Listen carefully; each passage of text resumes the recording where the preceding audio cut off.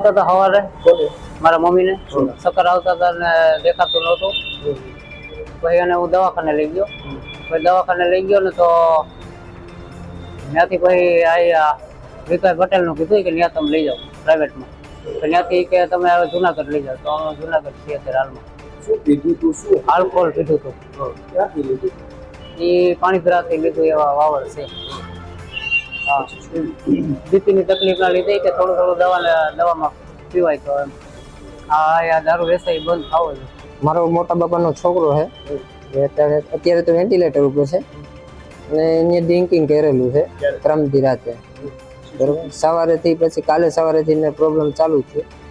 પેલા અંધારા આવવા માંડ્યા, આંખોમાં દેખાવાનું બંધ થઈ ગયું, પછી છાતીમાં દુખાવો, પછી ઉલટી થઈ અને પછી હાવ સિરિયસ. કેટલા લોકો અહીંયા તમારી સાથે? 5 જણા. પછી કેટલા શું થયું? એમાંથી એક એક્સપાયર થઈ ગયો કાલે, એ રાતે ને रात निकली गया है અને 4 जણા અત્યારે एडमिट છે।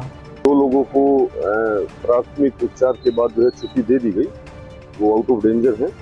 2 लोगों की जो है अभी जो हमारे को सोर्सेज से पता चला है, 2 लोगों की तबीयत अभी भी खराब है और वो अभी जो है उपचाराधीन है। ये मामले को गंभीरता से लेते हुए पुलिस ने इसमें जो है तुरंत कार्रवाई की और अलग अलग स्थानों पे जो है पुलिस द्वारा दबिश दी गई, जिसके बाद जो है हमें कुछ सैंपल्स और कुछ जो शंकास्पद व्यक्ति थे जिनके ऊपर शक था, उनको जो है इंटरोगेशन के लिए उठाया गया। बाकी जो मटेरियल है जो हमें बरामद हुआ है वो अभी जो है हमने जांच के लिए आगे भेजा है।